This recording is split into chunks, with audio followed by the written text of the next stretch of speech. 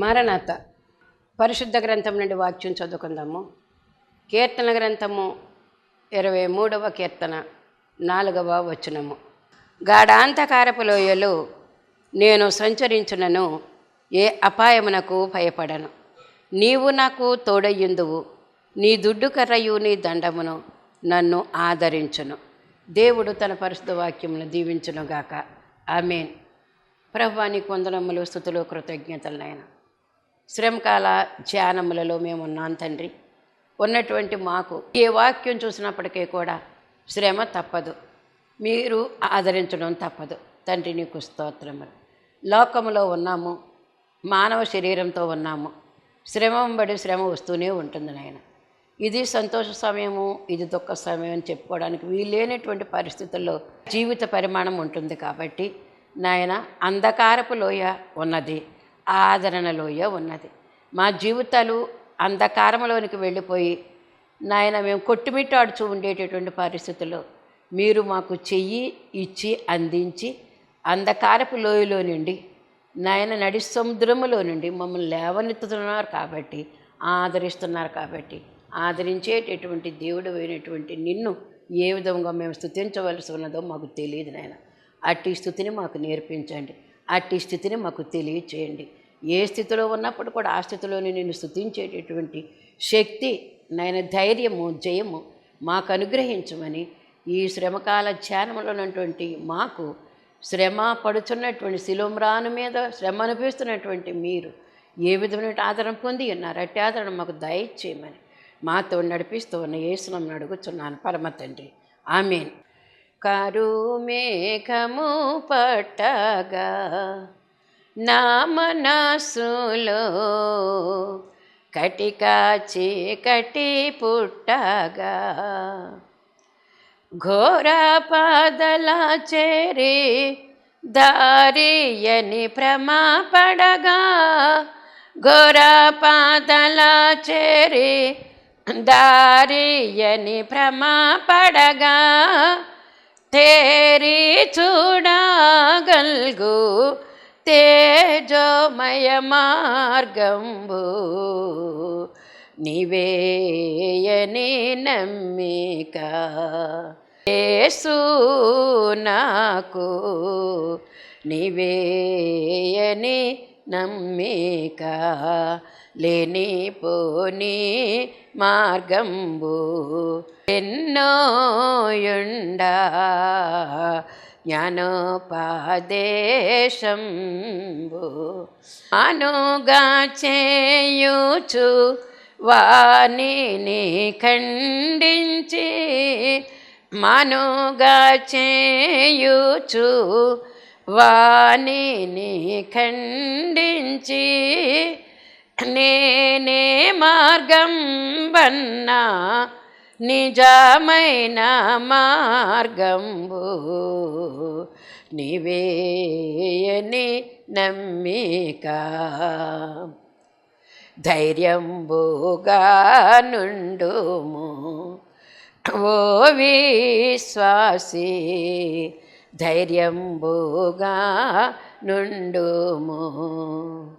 ధైర్యంబుతో దేవుని ఆత్మతో స్తుతించి, ధైర్యంబుతో దేవుని ఆత్మతో స్తుతించి, వచ్చిన శ్రమలలో ఆనందించుము నీవేయని నమ్మిక.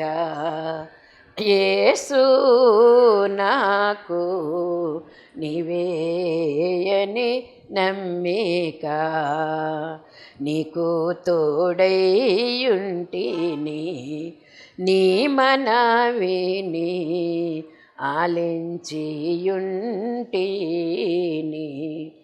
అన్నిటి నుండి నిన్ను ఆదరించిన తండ్రిన్, అన్నిటి నుండి నిన్ను ఆదరించిన తండ్రిన్, ఆనందముతో స్తోత్రించు చూండుము. నీవేయని నమ్మిక యేసు నాకు, నీవేయని నమ్మిక. దేవుని నామ స్తోత్రులు. మీ అందరికీ నా మరణంత ప్రభు వారికి ఆదరణ లోయ. మొన్నైతే అంధకారపు లోయ అని, గడాంధకారపు లోయలో నేను సంచరించినను. లోయ అసలే లోతైనది, శ్రమలతో కూడినది. అంధకారపు లోయ అన్నారు, చీకటి లోయ, ఇంకా ఏమన్నారు, గాఢాంధకారం అన్నారు. అంధకారం కొంచెం కొంచెమైనా కనిపిస్తుందేమో, కానీ గాఢాంధకారం అయితే కన్ను పొడుచుకున్నప్పటికీ కూడా ఇంకేమాత్రం కూడా వెలుగు కనిపించదు. అదే గాఢాంధకారపు లోయ. ఎన్నో మార్గాలు ఉంటాయి, ఎటు చూచినా మార్గములే. కానీ మనకి ఎటు చూచినా మార్గంలే, కానీ మనకు మేలు చేసే మార్గం ఒక్కటి కూడా ఉండదు. పల్లవారు సాయం చేస్తారు, పల్లవారు సాయం చేస్తారు, పలనవారు సాయం చేస్తారు అని అనుకుంటాం, కానీ సమయానికి వచ్చేసరికి వాళ్ళు ఎవరి ద్వారా కూడా మనకు సహాయం అందదు. ఏ సాయం కూడా మనకు అందదు. చేద్దామనుకున్నాం కానీ ఇప్పుడు ఆ తర్వాత చేస్తామంటారు. అయ్యో మొన్నైతే చేద్దాం కదా అంటారు. కనుక ఆ సహాయం ఈ సహాయం కాదు. ఆదరణ లోయ, ఆదరించేటటువంటి ప్రభు, ఆదుకునే ప్రభు, నీ పక్కకి చేరే ప్రభు, నిన్ను చంకన వేసుకునే ప్రభు, ముదిమి వచ్చి వరకు కాపాడే ప్రభు, మెడ మీద ఎత్తుకొని తిప్పేటటువంటి దేవుడు. ఆ దేవుడు నీ తండ్రి. ఆయన వలన ఆదరణ తప్ప ఇంకా భూమి మీద ఉన్నటువంటి వారు ఎవరి వలన కూడా ఆదరణ మనకు కలగదని మీకు నేను తెలియజేస్తూ ఉన్నాను. కనుక ఆదరించేటటువంటి ప్రభు యేసుక్రీస్తు ప్రభు వారికి ఈ లోకంలో ఉన్నప్పుడు శ్రమ లోయ. అది శ్రమ మామూలు శ్రమ కాదు. మరి తనవారు అనుకున్న వారు శ్రమ పడేటట్లుగా చేశారు. శత్రువులైన వారు కూడా శ్రమ పెట్టేశారు. శత్రువులలాగా శ్రమ పెడతారు. మనవారు అనుకున్న వారు కూడా శ్రమ పెట్టేటటువంటి పరిస్థితులు మనము మొన్నటి ఎపిసోడ్లో చెప్పుకున్నాం మనం. కనుక ఆ యొక్క అంధకారపు లోయలో ఏమేమి ఉన్నాయో తెలుసా? మనిషి కుమారుని ఎదురుగా మరణం కనిపిస్తూ ఉంది. ఈ యొక్క క్యాన్సర్ వ్యాధి వల్ల లేకపోతే ఎయిడ్స్ వల్ల నువ్వు ఇంకా 6 నెలలే బ్రతుకుతావని చెప్తారు డాక్టర్లు. 6 నెలలు బ్రతకడానికి ఇంకా మనకు ఆశ ఉండదు. ఇవేళ్లే చావన్నంత బాధగా ఉంటాం మనం, నిరాశ నిస్పృహలో. 6 నెలల వరకు కూడా కాదు, 6 రోజులు కూడా, 6 రోజులు కూడా కాదు, 6 గంటలు కూడా స్థిమితమైనటువంటి పరిస్థితులు మనం బ్రతకలేము. కనుక ఎదురుగా మరణం కనిపిస్తున్నప్పటికీ కూడా ఇదిగో మనం ఎరుషలేము విడుచున్నాము.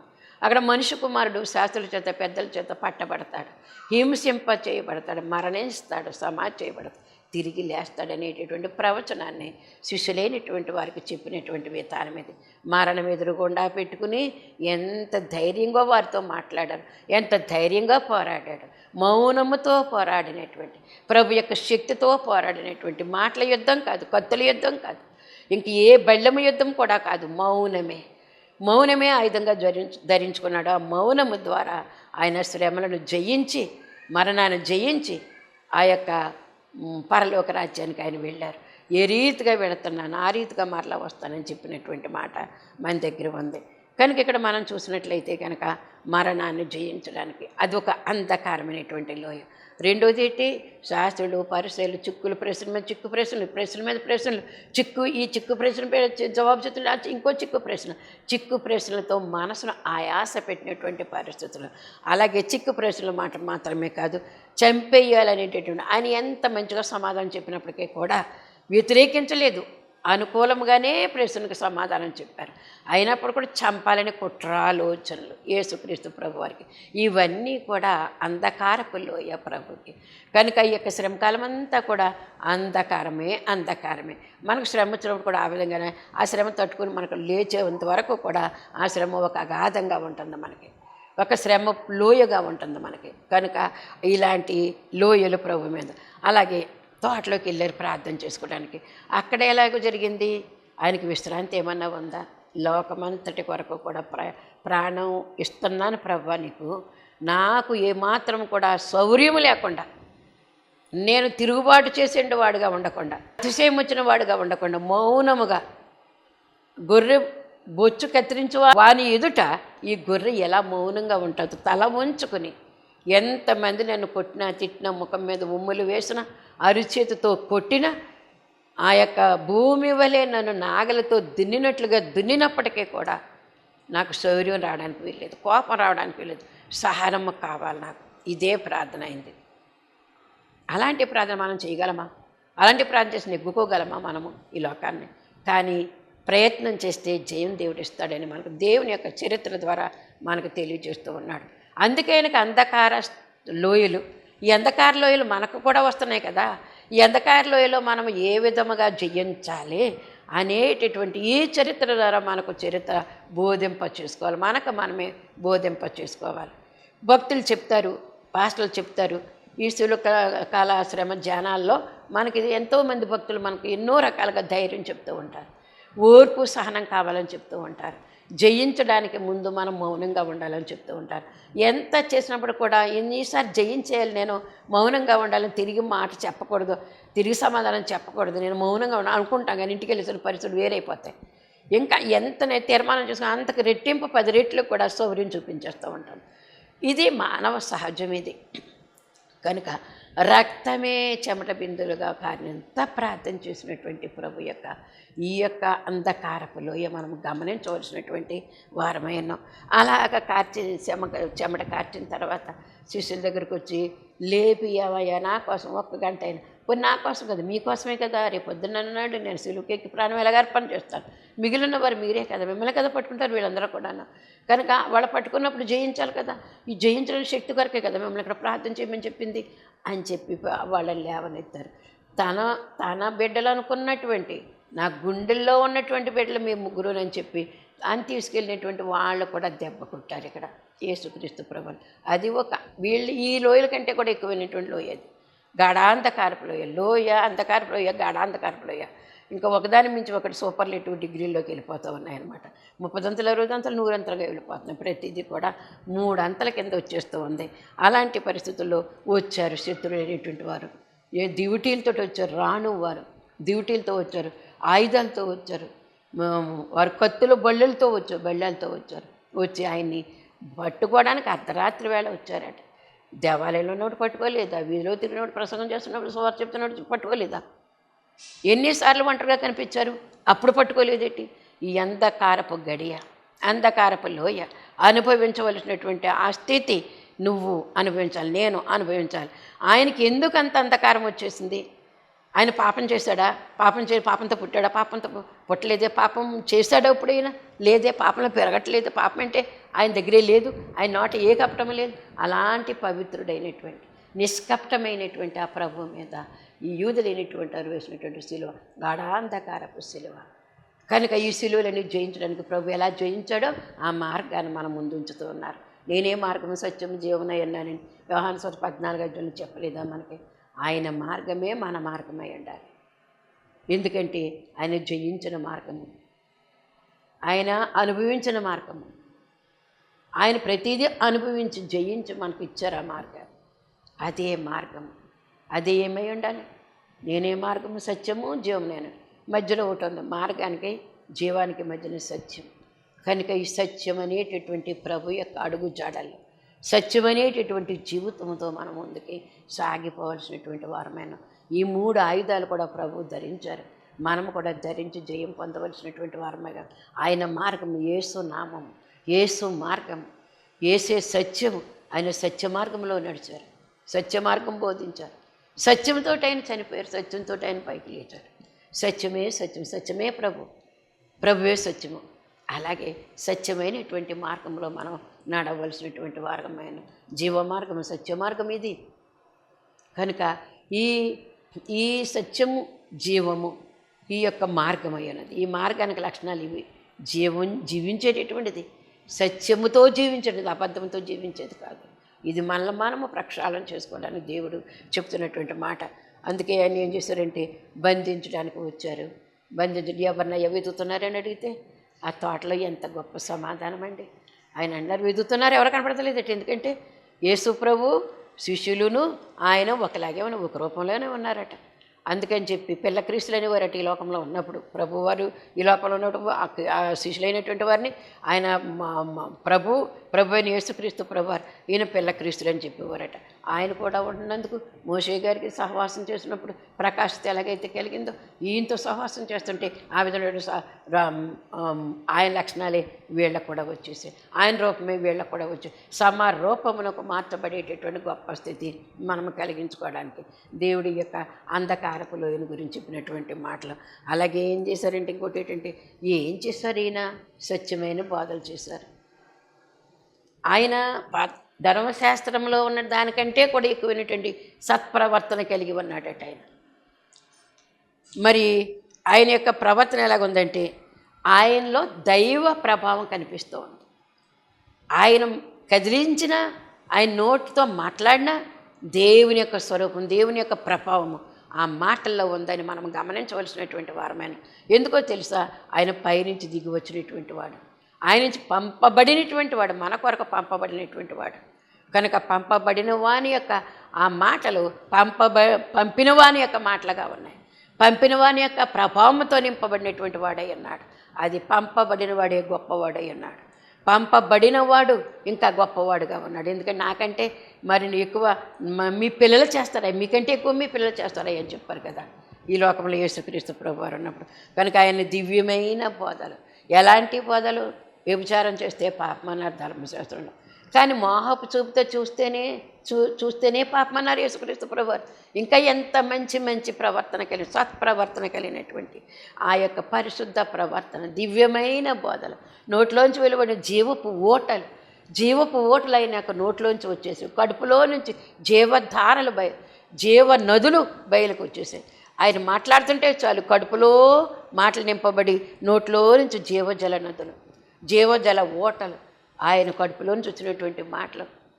అంత గొప్ప ఉపదేశం చేసినటువంటి యేసుక్రీస్తు ప్రభు, ఆయన దివ్యబోధలు, ఆయన యొక్క పవిత్రమైనటువంటి ప్రవర్తన, చూపులో తేడా లేదు, వినుటిలో తేడా లేదు, అనుటలో తేడా లేదు, దేనిలోనూ కూడా తేడా లేదు. ఆయన చెడు వినకు, చెడు కనకు, చెడు చూడకు. అది గాంధీ గారి యొక్క సూత్రాలు. ఎందుకంటే మత్తయి సువార్త 5వ అధ్యాయం, 6వ అధ్యాయం, 7వ అధ్యాయం బాగా చదివారట ఆయన గాంధీ గారు ఈ లోకంలో ఉన్నప్పుడు. ఆయన చదివి అలా ప్రవర్తన మార్చుకోవాలని చెప్పి 3 కోతుల యొక్క ప్రవర్తన అక్కడ చూపించారు. కళ్ళు మూసుకుని ఒక కోతి, చెవులు మూసుకుని ఒక కోతి, నోరు మూసుకుని ఒక కోతి. అంటే చెడు అనకు, నువ్వు నోరు విప్పావంటే కనుక చెడు వచ్చేస్తుందేమో, మాట్లాడేస్తావేమో, చెడు చూస్తావేమో, నువ్వు చూడకు, నువ్వు చూడొద్దు, వినొద్దు, అనొద్దు అనేటువంటి మాటలు ఆయన గాంధీ గారు ప్రభావితమయ్యారట ఈ యొక్క ప్రవర్తన. ఏది ప్రసంగానికి, కొండ మీద ప్రసంగానికి, ధన్యతల కొండ. కనుక మనము ప్రభు ద్వారా ప్రబోధించబడవలసినటువంటి వారమైన, ఆయన ఏ విధంగా నడిచారో ఆ నడకను మనం చూపించవలసినటువంటి వారమైన. కష్టాలు వస్తాయి, నష్టాలు వస్తాయి, పర్వాలేదు, వచ్చినప్పుడు ఆయనకు వచ్చినటువంటి కష్టాలే మనకు వస్తాయి. ఆయన జయించారు, మనం జయిస్తాము అనేటటువంటి మాట. అలాగే అద్భుత కార్యాలు చేశారు. ఎందుకు శ్రమలంటే సత్ప్రవర్తన నడుస్తున్నందుకే, సత్యం బోధిస్తున్నందుకే, వీరేను పట్టుకోవాలి. ఎందుకంటే మనం చెప్తున్నదేమో క్రియలు వాళ్ళు చెప్తున్నాం, కానీ మనం చేసేస్తున్నాం. వాళ్ళు చేయొద్దన్నాం, మనం చేసేస్తున్నాం. కనుక ఇలాంటి బోధ మన దగ్గర ఉంది.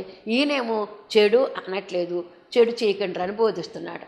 ఆయన ఏం చెప్పాడో అదే ఆయన బోధిస్తున్నారు, ఏం చెప్పారో అదే ఆయన నడుస్తూ ఉన్నారు. కనుక ఆయన ఉండడానికి వీల్లేదు. ప్రజలందరూ కూడా ఆయన దగ్గరికి వెళ్ళిపోతున్నారు, మన దగ్గర నిలబడట్లేదు, మన దగ్గర ఉండట్లేదు. జనాలు ఒకళ్ళు కూడా ఉండట్లేదు మన దగ్గర, 10 మంది కూడా ఉండట్లేదు మన దగ్గర, వందలాది వేలాది ఆయన కూడా వెళ్ళిపోతూ ఉన్నారు. కనుక ఆయన లేకుండా చూస్తే ఈ గొడవ ఉన్నది, ఇంకా మన దగ్గరే పడి ఉంటారు వీళ్ళందరూ అనే ఉద్దేశంతో ఏం చేస్తారంటే పరిశుద్ధ ప్రవర్తన, పరిశుద్ధమైనటువంటి బోధలు, అలాగే అద్భుత కార్యములు, ఎన్నో అద్భుత కార్యాలు. అవి చూసి కూడా వాళ్ళు మారు మనసు పొందలేదు సరిగదా, ఆయన లేకుండా చేస్తే బాగుంటుంది అనుకున్నారే తప్ప, ఇంత గొప్ప ప్రవర్తన కలిగిన వాడు, ఇంత గొప్ప బోధలు చేసేవాడు మనకు వచ్చాడు ఈయనే మెస్సీ అనేటువంటి మాట వారు గుర్తించారు కాదు, గుర్తించలేదు. కన్నులకు అంధకారం. ఆయనలోని ప్రభావము, ఆయనలో ప్రభావం ఏం చేసింది? 12 ఏళ్ళ నుంచి రక్తస్రావంతో బాధపడుతున్న ఆమె హృదయంలో అనుకుంది, ఆయన వస్త్రపు చెంది ఇలా 3 తేర్చారు. ప్రభావం ఉంది, ఆయన ధరించిన వస్త్రంలో ప్రభావం. కనుక ముట్టింది, స్వస్థపరచబడింది. నా వస్త్రం నుంచి ప్రభావం వెళ్ళింది అన్నారా యేసుక్రీస్తు ప్రభువారు? నాలో ఉన్న ప్రభావం బయటికి వెళ్ళి స్వస్థపరిచింది అని చెప్పి అక్కడ ఆమెను బట్టబయలు చేశారు. ఆమె పొందిన సాక్ష్యము, ఆమె పొందినటువంటి స్వస్థత గురించి సాక్ష్యము అక్కడే ప్రజలందరి ఎట్టి కూడా ఆమె చేత చెప్పించినటువంటి ఘనమైన ప్రవక్త యేసుక్రీస్తు ప్రవక్త గారు. అలాగే వెతకటానికి తోటలోకి వచ్చినటువంటి వారిని ఎవరినయ్యా మీరు వెతుకుతున్నారో అని అడిగాడు యేసయ్యే వాళ్ళని. అప్పుడేమన్నా మీకు ఎందుకు ఊరుకోవయ్యా, నజరేయుడైన యేసుని మేము వెతుకుతున్నాము, మేము వెతుకునే పనిలో ఉన్నాము, నువ్వేంటి మమ్మల్ని అన్నట్టుగా మాట్లాడారనమాట. నజరేయుడైన యేసుని అనగానే అయితే మరి నేనే కదా, మరి వెళ్ళిపోతున్నారట ఎదరికంటే, వెళ్ళిపోయారు ఎదరికి, నేనే అనేటప్పటికి బోర్ల పడిపోయారట. మళ్ళీ తెప్పరిల్లి లేచి మళ్ళీ ఎదరికెళ్ళారు. ఎదరికెళ్ళిన మళ్ళీ ఆయనే అక్కడ ప్రత్యక్షమయ్యారు. ఎవరినయ్యా వెతుకుతున్నారో రెండోసారి, ఈ రెండోసారి కూడా నజరేయుడైన యేసుని వెతుకుతున్నామయ్యా, నీకెందుకయ్యా మా గొడవ అన్నట్టుగా అన్నారు. వెంటనే నేనే అనేటప్పటికి బోర్ల పడిపోయారు. బోర్ల పడిపోయి మళ్ళీ తెప్పరిల్లారు. మళ్ళీ మూడోసారి కూడా అది నేనే శత్రువులు భయపడలేదు, నేనేనయ్యా పట్టుకోండి అని చెప్పినటువంటి అంత గొప్ప శక్తిమంతుడి యేసుక్రీస్తు ప్రభు, నీ తండ్రి నా తండ్రి. మనం ఏ విధంగా ఉండాలి, ఏ విధంగా జీవించాలి అనేటటువంటిది ఈ మాటల వల్ల మనం బలం తెచ్చుకోవాల్సినటువంటి వారు. ఇదంతా కూడా ఏ చరిత్ర చెప్తున్నా నేను మొన్న చెప్పుకున్నాం కదా, అంధకార చరిత్ర, అంధకార లోయ. యేసు ప్రభుకి ఎన్ని అంధకారపు లోయలు, ఎన్ని రకాల శ్రమలు చుట్టుముట్టేసేంటి, ఇంకా ఆయన ఎలా బ్రతకగలిగారు. ఆయనలో జీవిస్తే నువ్వు అంతే, నేను అంతే. నీకు నాకు ఆ ప్రభావం ఇస్తున్నాడు, జయించే శక్తిని ఇచ్చేసాడు, తీసుకోవడమే మనం. అందుకే దైవజనులు దేవదాస్ గారు కూడా చెప్పారు, నా మాట విని బైబిల్ మిషన్ దేవుడు స్థాపించాడని విన్నటువంటి వారందరూ కూడా నా దగ్గర రండి, మీ కొరకు, మీ పిల్లల కొరకు రాకడ పర్యంతం ఎంతమంది అయితే ఉంటారు అంతమంది కొరకు కూడా నేను ఏం చేశానంటే ప్రార్థన చేసేసి నెరవేర్పులు అట్టే పెట్టేసి ఉంచేసాను. మీ కొరకు, మీ అందరూ అక్కర్ల కొరకు ప్రార్థన చేస్తాను, మీ ఆరోగ్యం కొరకు, మీ పిల్లల భవిష్యత్తు కొరకు, మీ పిల్లలు మీకు ఏం కావాలి అవన్నీ కూడా కావాలి. ఇల్లు ఒకళ్ళు కావాలని, ఆరోగ్యం కావాలని, అనవసరాలు ఒకటి లేకుండా ఉన్నాయి, ఇవన్నీ కూడా నేను ప్రార్థన చేసేసాను. అయ్యా మీకు పరలోక పంతస్తు కావాలని కూడా నేను ప్రార్థన చేసేస్తాను.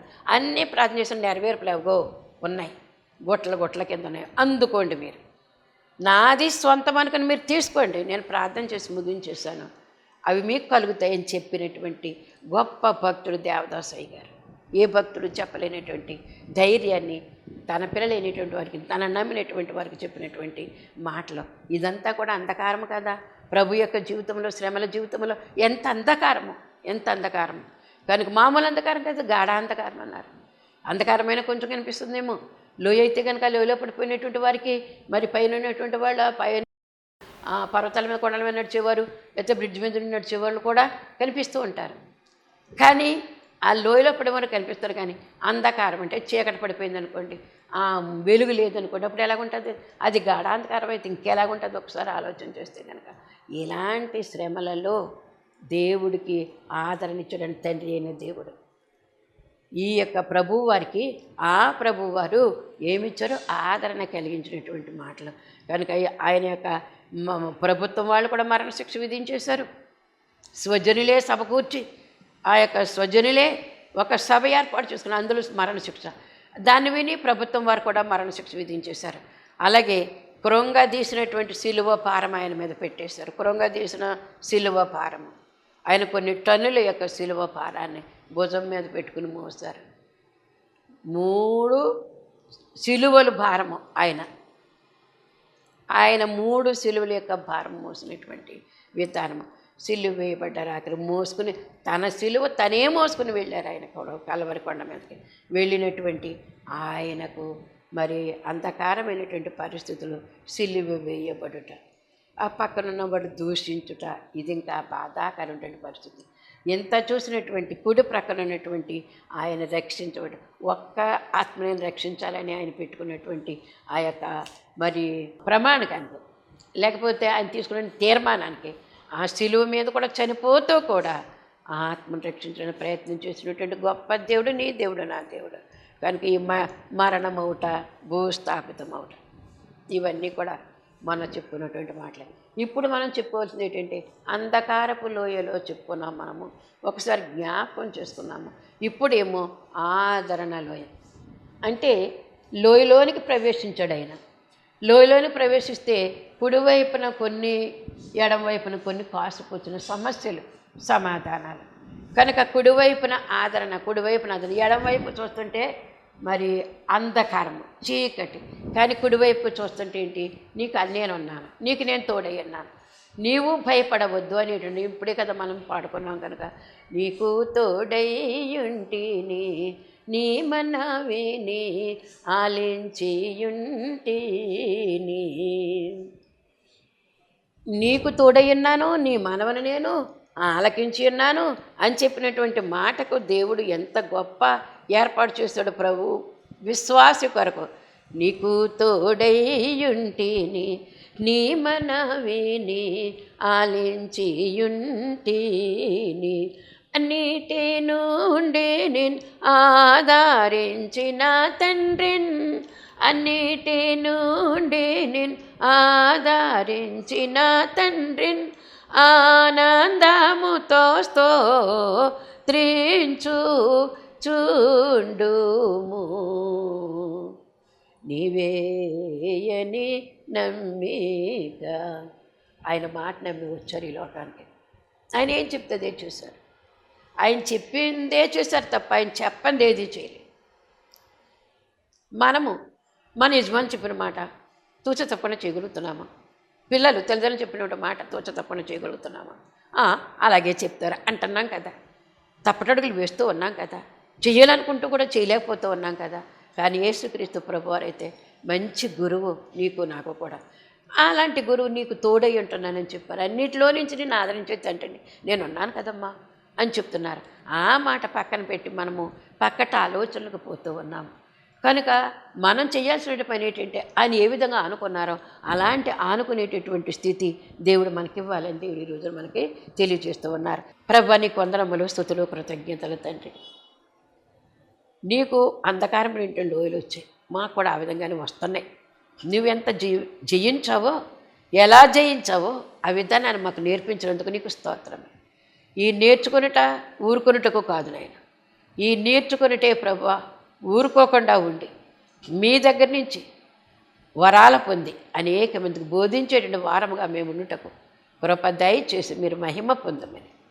శిలువ శ్రమ కాల ధ్యానంలో ఉన్నటువంటి అనుభవాల వల్ల మేము నా తన సమరూపంలో మార్చబడి అనేక మందిని మార్చేటటువంటి దివ్యమైన స్థితి మాకు ప్రసాదించి మీరు మహిమ పొందమని అతి శీఘ్రకాలంలో పెండ్లి కుమారుడిగా మా కొరకు రానయ్యండి. శిలువ శ్రమలను అనుభవించిన యేసునామమున అడుగుతున్నాం పరమ తండ్రి. ఆమేన్. మరణాత.